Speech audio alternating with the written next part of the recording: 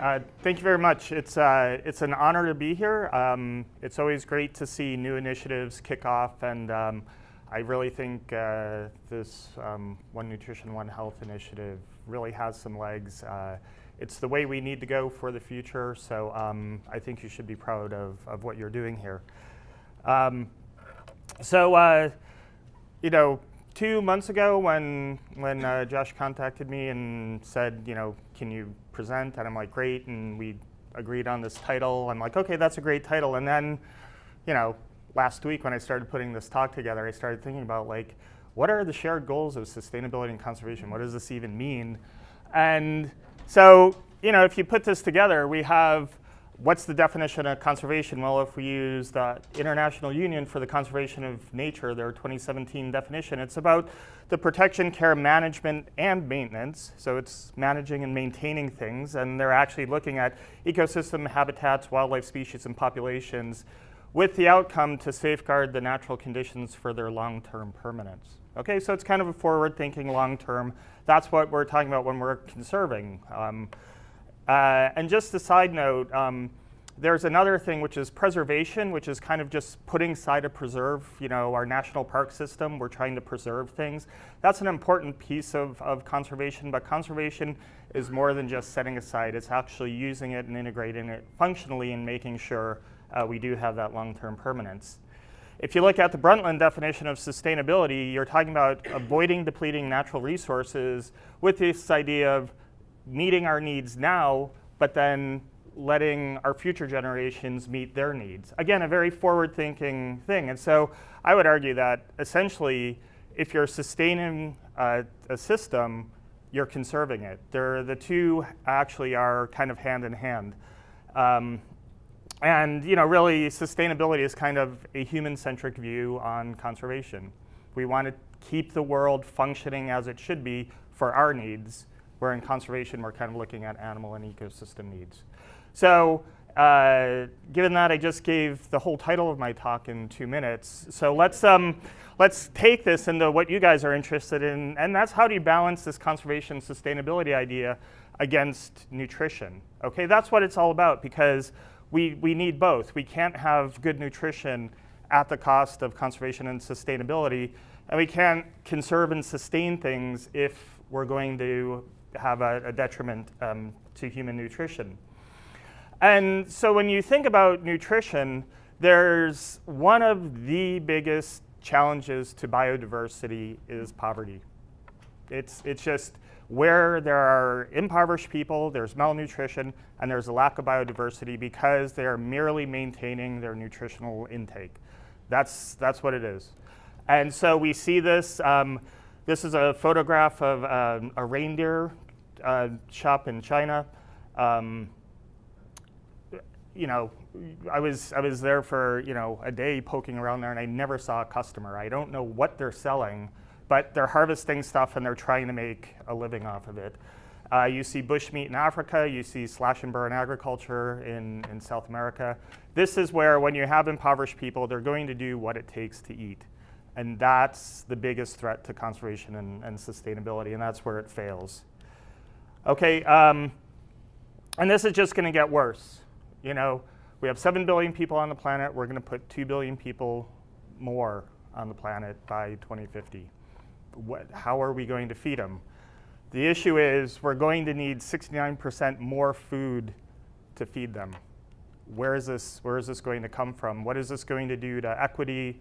Ultimately, what is this going to do to both nutrition and sustainability and conservation? Well, we have some super simple solutions that are sitting right in our lap or in our garbage bin. And that's, if we stopped wasting food, we would be better. The FAO suggests we're wasting anywhere from 1/4 to 1/3, and I've heard as high as 40% of food is being lost. And you know, in this, I know North America likes to be leaders in everything, but we're actually leading in food waste, and this is something we should not be proud of because we can be better than this. So, you know, we're almost doubling our food waste compared to everybody else in the world. So how do we need 69% more nutrients? Well, we can get a quarter to a third right away if we would just manage our food systems better. And wasting isn't just the actual throwing away of food, all right? If we consume an 8-ounce steak, our body really only needs about 4 ounces of that. What happens to the other 4 ounces? Well, it's protein, so it's nitrogen, so we convert it to urea and we excrete it. You can take the most sustainable piece of anything, and if you overeat it, it's going to end up as refuse. Okay, and so we piss away sustainability on a daily basis. And again, woohoo, we're leaders in this too. If you look, the bar at about 70 is about what we need on a daily basis, and we're 50% exceeding that. All we have to do is cut back on the amount of protein, and we're eating more sustainable. So we have some super simple solutions. But as a consumer, it's not only what we're doing as the consumer, it's also the entire value chain. So if you go to your supermarket and you can buy fish, a lot of times you can go to the freezer case and buy a bag of frozen shrimp or fish, or you can go to the fresh counter, which is technically the refresh counter because it's coming in frozen and they thaw it and then they put it in there. But they have double the waste in the fresh counter than they do of the frozen stuff. And it gets really bad. A whole trout going into a seafood counter, 40% of it gets pitched. So we're not even eating the whole fish. And so what this represents is for every unit of fish that's sold, if it's frozen, you need about 1.2. So you have a little bit of waste in that. When it's fresh, it's about 2.5 units have to be produced to get to the consumer. And then the consumer goes and they overeat it, and so this just gets promulgated like way down the road. So again, we have some super simple solutions, just waste less. It's clear, it's simple, it should be a mantra. But when you look at food production, this is pretty much the most environmentally impactful thing we do, okay? If we're looking at a quarter of all of our greenhouse gas emissions are tied up in agriculture. We're using 37 to 40% of our land for agriculture. And then 70% of our water is going to agriculture. So think about these numbers and the fact that we need 69% more to feed the next 2 billion people. Like, where is this coming from? And then if we focus on water, we live on the blue planet. We live on a water planet, right? But if you think about this glass being all the water on the Earth, only 3% of it is fresh water, and most of that's actually tied up in either ice or deep in underground. There's less than 1% that's actually available for drinking and use, and 70% of that is going to agriculture. So again, where are we going to squeeze 69% more under this model? And it's clear we're not. We're going to have to do something different. So if you want to reform the food system, one of the probably most impactful things that could happen would be come up with free energy. Okay, and the reason I say that is because desalinating water is an energy expensive function. It's super expensive to do. Get free energy, you can desalinate all the water you want, and you start shifting that 97% back into human and agriculture, and that's going to release a burden on you. But that's a pipe dream, maybe. So then when we look at it, we know that not all food is created equal. Okay, and in terms of water, we like to eat hamburgers. Well, it's a pretty water-intensive process, and you can see. So again, much as you can make a decision to waste less food, you can make a decision to eat lower impact foods. And the food service here, you're part of the menus of change, and they're all about flipping the meal, having a big serving of vegetables and a small serving of protein. It's this whole idea of you start going towards the lower impact food. And we're not talking about, cutting back on, even though we should be cutting back on portion size, but it's just flipping the plate, eating lower impact items. But the issue is, even though we can say we need to eat on a less impactful system, there is a growing middle class in the world. Asia's booming, and they like to switch to a westernized diet, which includes more meat. And so by 2050, the global demand for meat is going to be greater. Part of this is just because we're going to have, again, more people on the earth, and they're going to want to eat meat. And so, in the 70s, we talked about we need to be, vegetarians, and we've been talking for 40 years about we need to do something different, and yet we're just coming up against the same problems we have. We want super high impact food, and we want a lot of it. So this is where I deal a lot in seafood. This is tuna in the Tajiki fish market in Japan. We need to think about fish in our protein delivery. Fish is actually the most traded commodity in the world. Okay, this is a map from 2005 of all the way fish is moving around, and each of those different colors means something. The thicker the line means more trade is going that way. But basically, it doesn't really look like it from this map, but we have a $9 billion seafood deficit in the United States. So we import $9 billion more of seafood than we eat. We're not producing it at all. We're not consuming it at all. We eat about 15 pounds on average per person per year. We're eating like 85 pounds of beef a year.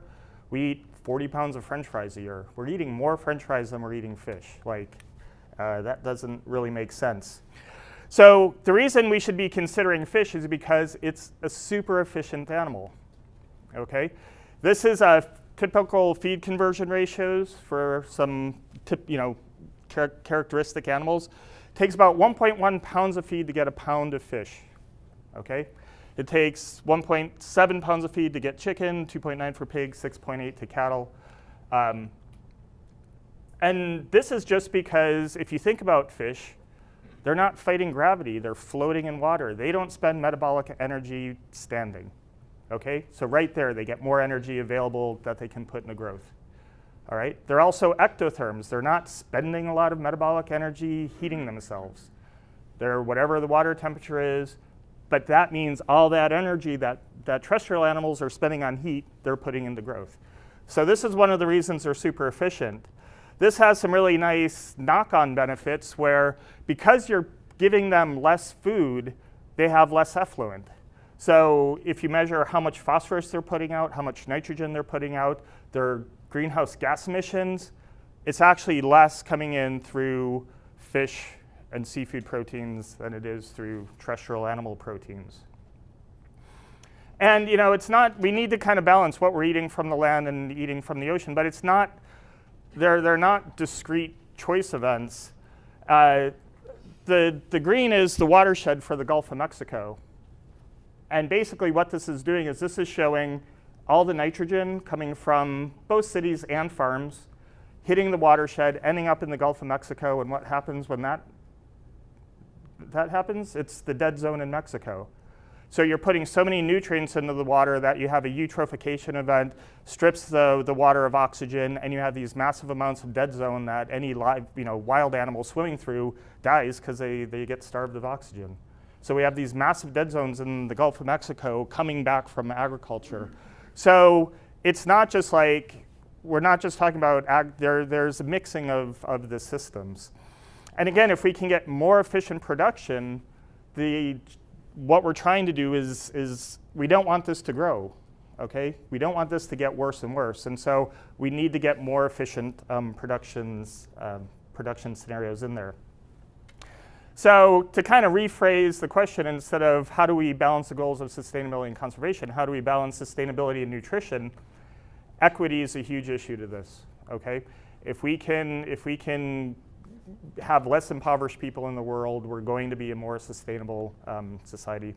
We do have land and water limits, and we're going to need new production systems. That's it. And it's not only we need a brand new system, we need to rethink cattle and pork and chicken production.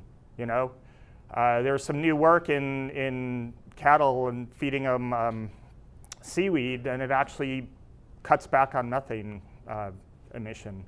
So that's a great use of reimagining.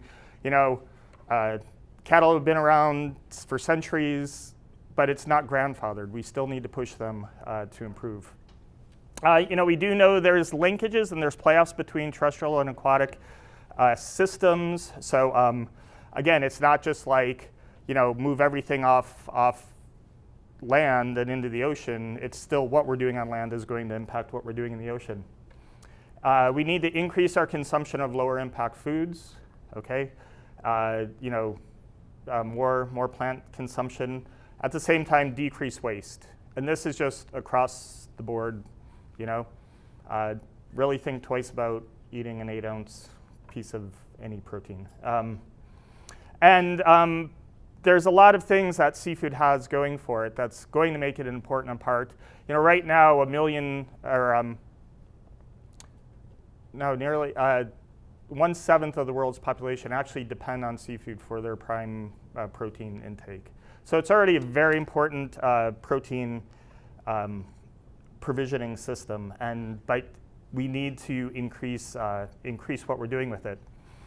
Okay, so let's talk about, because so far I've kind of been waving my arms around seafood and fish, and I haven't really been defining too well. So let's just kind of get a check in the room, make sure everybody's engaged. How many people here have eaten fish or seafood ever?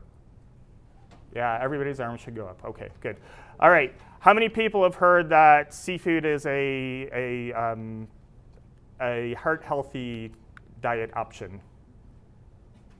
Okay, a lot of people. How many people have heard we shouldn't eat seafood because we're overfishing? Okay, about half of you, that's good. How many people have heard don't eat seafood because of mercury? More of you than overfishing. Okay, well, you're a nutritionist. Okay, that makes sense. Okay, so, you know, all those are true to some extent, okay? And so part of it is when we're talking about fish, there's a lot of things, but let's back up in humans, how we've interacted with fish. And if you think about kind of deep time, human society is built on the backs of fish, okay? Why are omega-3 fatty acids so important in human nutrition when it's a marine compound? They come from seaweeds, they come from algae, and yet they're critical to our functioning. So think about that. We rely on fish. Human societies evolved in coastal ecosystems. We were eating clams and oysters and lobster and sardines and mackerel and anything we could get. I mean, think about it. We were gleaners to begin with. We were getting whatever was easy. And these sessile things living in the water were super easy to get, okay? So we're actually, human society is built on the backs of fish. And we kind of, you know, everything now is terrestrial. We've lost sight of this. And I think we need to reimagine that idea. Okay, and then when we talk about, we have fish and we have shellfish, and just like all the different terrestrial proteins have different impacts, each of these will have different impacts. And I'm going to talk a little bit more about different types of fish and shellfish down the road, but first let's talk about how we're actually producing these. So this is seafood production globally up through 2010. And the three different colors are, red is wild capture fisheries, which are called the reduction fisheries. These are the Peruvian anchoveta, which are small, they're kind of oily, they're super nutritious, high in omega-3 fatty acids. People really don't like to eat. And so they get reduced down into fish meal and fish oil, and they're either encapsulated or they're moved. You know, for years, the chicken and even the beef industry relied on fish meal as a cheap protein source. Now that everybody likes fish meal as protein, the price is going up and it's getting allocated away differently. So that's the reduction fisheries, and kind of common. They've been fairly static around 6 million metric tons. They are decreasing lately as of a little bit. Blue is wild capture fishery. That's everything we're basically taking out of the ocean to eat. And notice, you know, beginning around the 90s, we've plateaued around 80 million metric tons.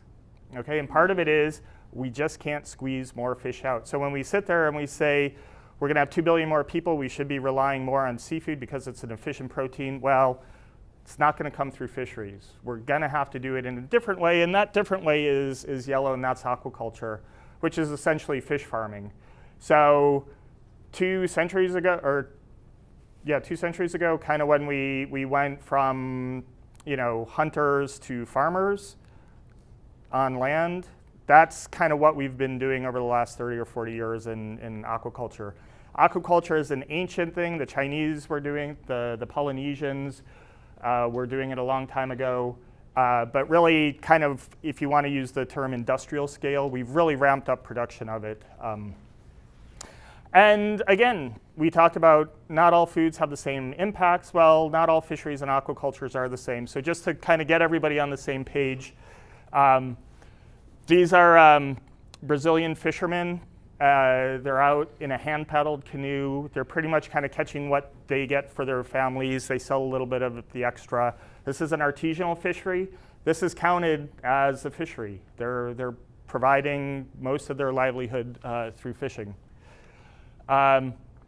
Conversely, this is the Chilean, and this is a Chilean sardine fishery.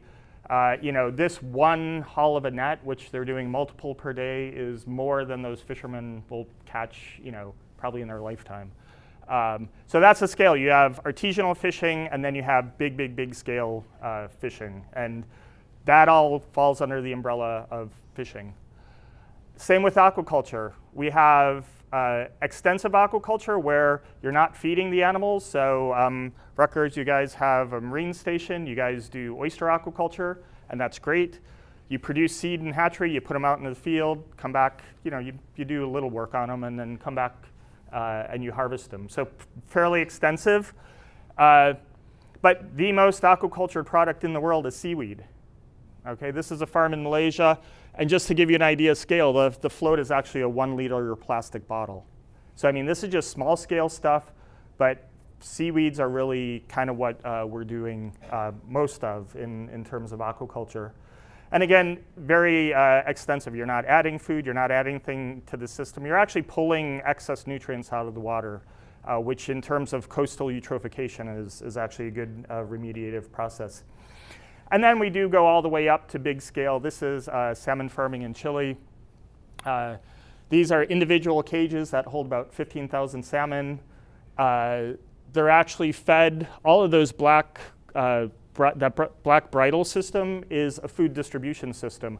So you have one person managing this entire lot. He's over on a floating barge with 10 tons of feed on it, presses a button, watches the feed go into the cage. They have a camera in the cage. They watch the fish eat. As soon as they see feed dropping to the bottom, they stop feeding. It's really a different scale than oyster farming here in the Northeast. And it just keeps getting bigger. This is a new farm system that Norway is going to be putting into the water soon. This isn't going to be anchored to the bottom. There's actually motors which are maintaining its position in space, super automated. So again, much like fishery and aquaculture are both, you can do these real low-cost, simple artisanal or extensive production systems all the way up to these really intensive, resource-intensive things. In fisheries, we talk about bycatch as being a bad thing. Well, when you do aquaculture wrong, you do it very wrong. This just happened a couple months ago. This is a salmon cage in Washington State. The cage was 20 years old. It was a metal system, and it collapsed. It lost structural integrity. They lost 3 million salmon in this escape event. But it's not disaster. It's just human-induced disaster when we oversight situations. This is in China. These are tilapia farmers. Somebody just found a good bay to grow fish, and the whole community came in. So pretty much these are small independent farms, so each of the little houses is a family that lives there farming, and it's all about, water exchange. And this is just lack of proper siting. So, by no means am I just like, yeah, go aquaculture all the way, because you can overdo it, and you have to make sure there's limits on your production system, because I think we could all agree that this probably doesn't meet any definition of sustainability or conservation. And I would even question some of the nutritional benefits coming out of this, just because a lot of these, they're trying not to feed the fish that much, and then it relies on natural plankton blooms, and this is just not an ecosystem in balance.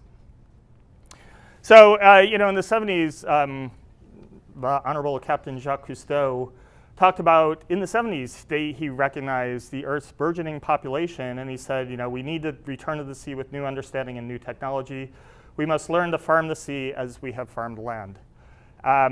Growing up in Illinois, I would say we actually need to do a better job farming the sea than we have farming the land, because we've taken all these great natural prairies and turned them into corn and soy, and that's not what we want to do in the ocean. So we need to be a lot more respectful, but I agree with them in principle. We need to get more food production out of this 97% of water that we can't really do any other type of food production in. So you harvest some fish, and some of it is, let's talk about recommendations and what do you decide what you're going to eat, okay? And there's a lot of things you can think about in this. And so in fish, we kind of talk about three different things. We talk about omega-3s and the nutritional benefits. We talk about mercury and contaminants, and that's what we want to avoid. And we want to be sustainable. We want to eat something that our children are going to be eating in the future. So how do you take all these three things and put them together?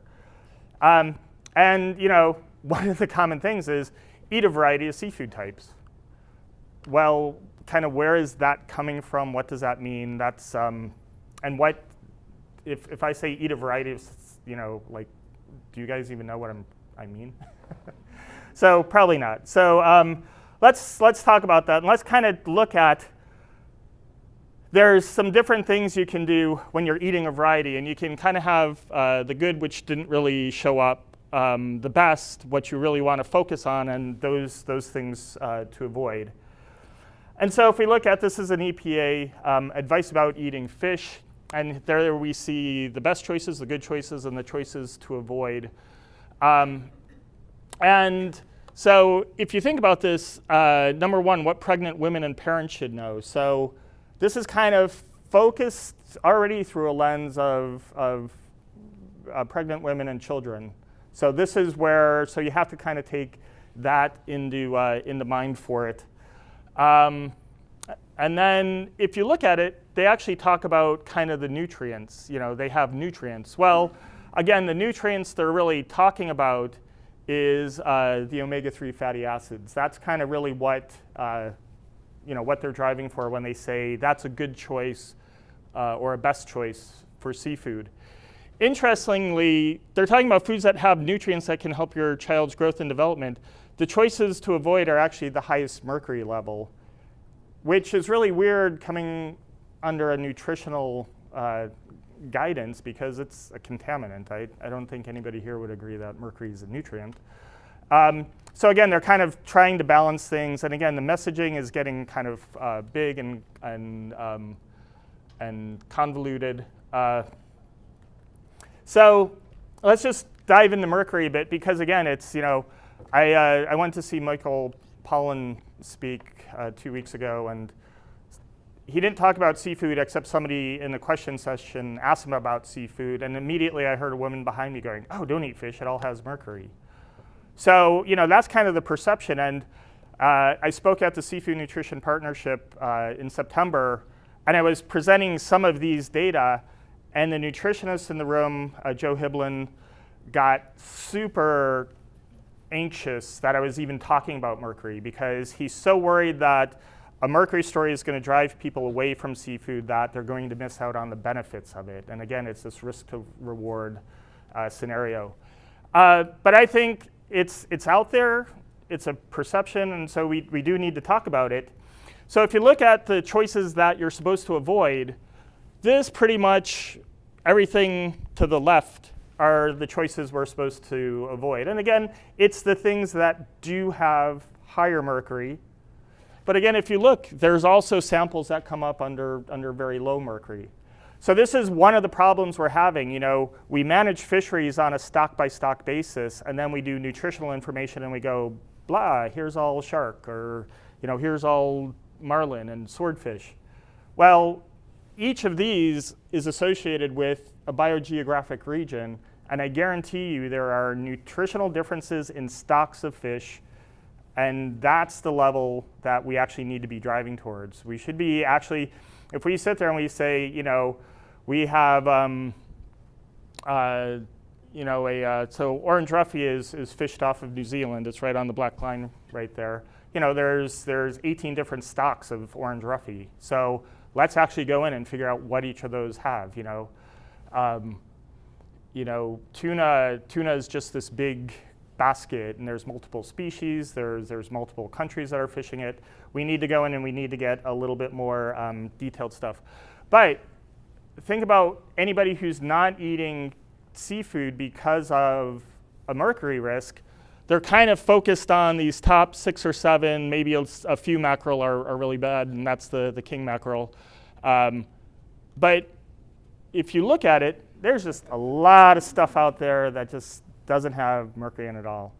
And so again, this is where you need directed messaging towards, don't say don't eat seafood because of mercury, say don't eat king tilefish or king mackerel because of a high level of mercury. So that's the thing. So we sometimes you're throwing out all the fish in the barrel just because one may have a problem, and we do need to avoid that. So if you plot out all seafood, and this was data I gathered from National Geographic, used to have a seafood decision guide. They retired it. It's still kind of the most comprehensive data set because, again, data on mercury and fish species and omega-3s are just, you're putting together these really weird disparate data sets. But if we plot out mercury versus omega-3s, we really don't see a relationship. It's not like all the high mercury fish are all the ones with good omega-3s. So what we can do is we can start parsing this away. So there's just no relationship between the omegas and the mercuries. So if we look at how they're produced, and you start looking at farmed or aquaculture versus wild, you tend to notice that those high mercury ones are really the farm species. And that's because a lot of the farm species that we're going after are the tunas that are long-lived, they're carnivorous, and mercury is bioaccumulating up the food chain. Okay, so a lot of the farm fish are actually pretty young. They're only trying to grow salmon for 18 to 20 months because, it's a business, you're trying to get product out the door. You don't want these super old fish. You also, in aquaculture, you're feeding your animals a chow, a formulated feed. You are picking what's going into it. So the idea is, and there's actually ways you can test for mercury in fish meal and strip it out, and you can do some of that. So again, a general rule of thumb is aquaculture is kind of an easy message. These tend to be lower mercury fish, and again, a lot of it is just from the biology. They're not long-lived. They're not really old species. They haven't been bioaccumulating a lot of stuff through their life. But actually interesting, you kind of see the exact same message when you start talking about trophic level. So trophic level is it a primary consumer? Is it a secondary consumer? Is it a carnivore? So 4s are the carnivores, 2s are the filter feeders. So the clams, oysters are trophic level 2. The tuna and the salmon are trophic level 4. And interestingly, in aquaculture, you're actually taking these high trophic level species and you're starting to feed them a more grain-based diet, and you're kind of dropping their trophic level back a bit. But again, notice this big cluster with pretty good omega-3s, really low mercuries. And again, those are the filter feeders. Those are the things that are just eating algae. And so this is where I think, this is where the nexus of in the water is sustainability, conservation, and nutrition come together, is we really should be eating these low trophic species. There's filter feeders out there that are super good, nice and nutritious, and don't pose much of a risk.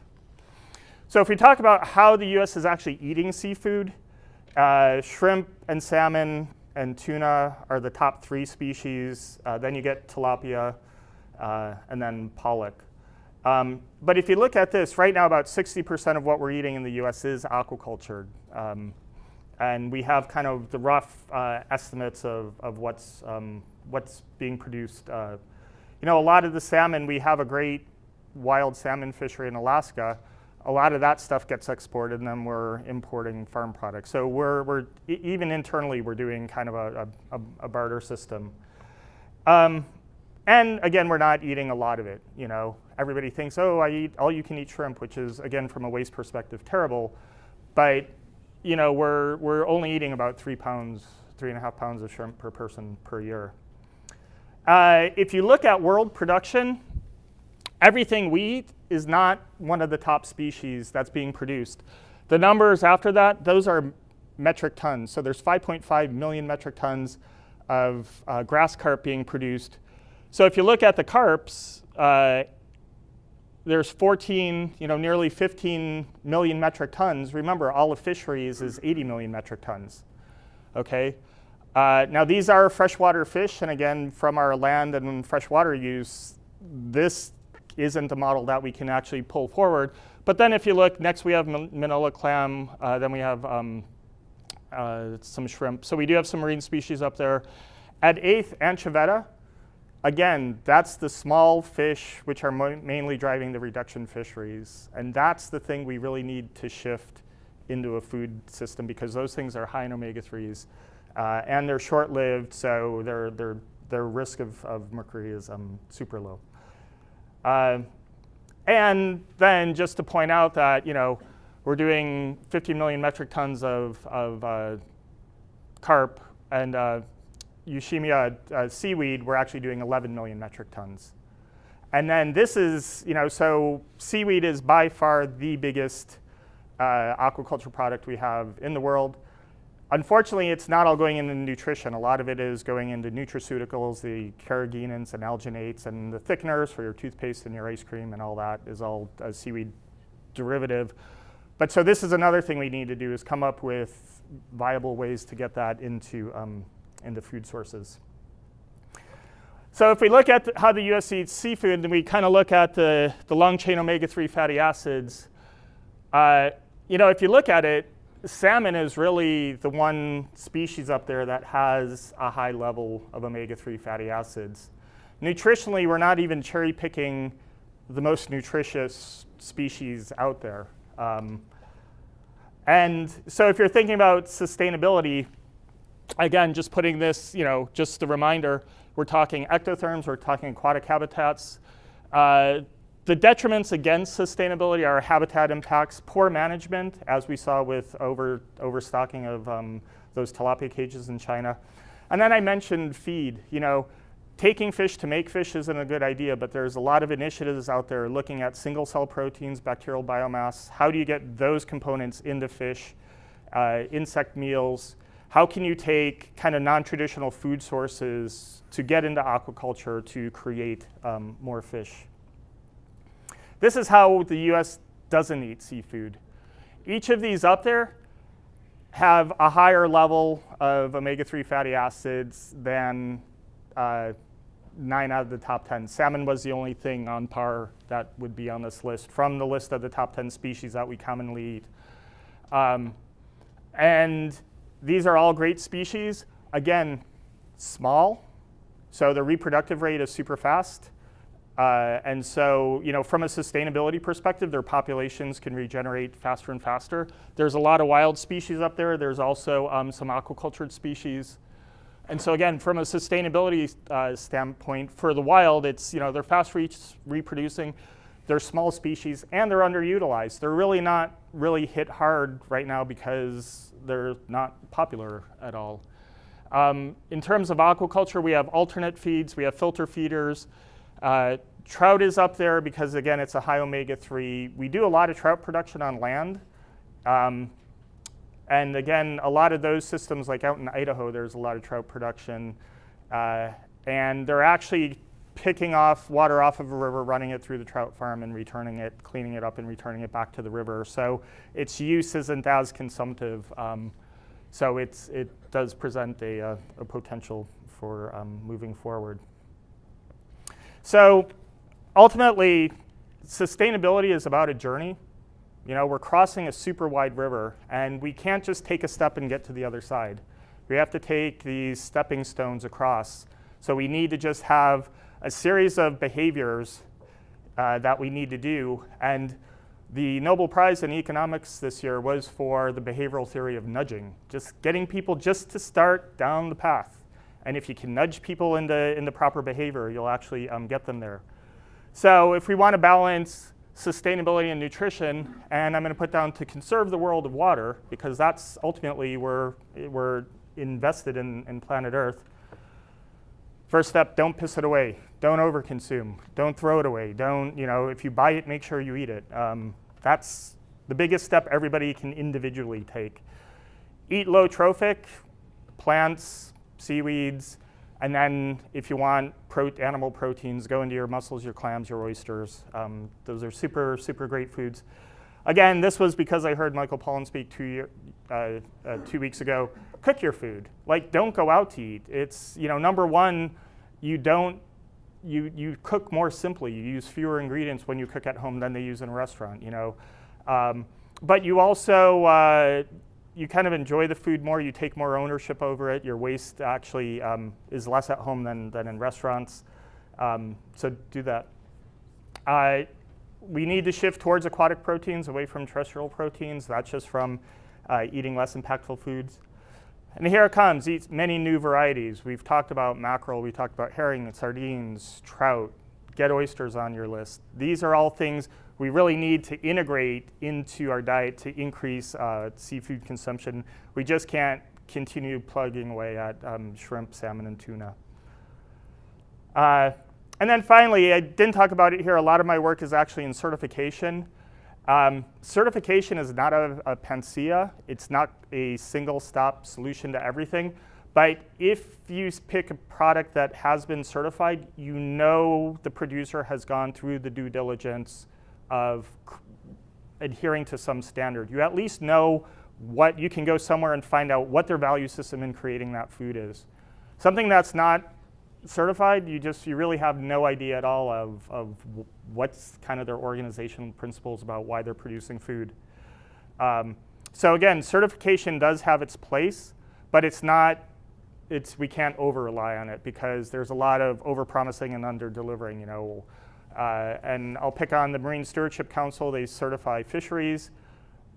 They call something sustainable because it's well managed. They say nothing about its energy footprint, its greenhouse gas footprint, its social impacts. They kind of leave all that aside, even though that's a big piece of sustainability.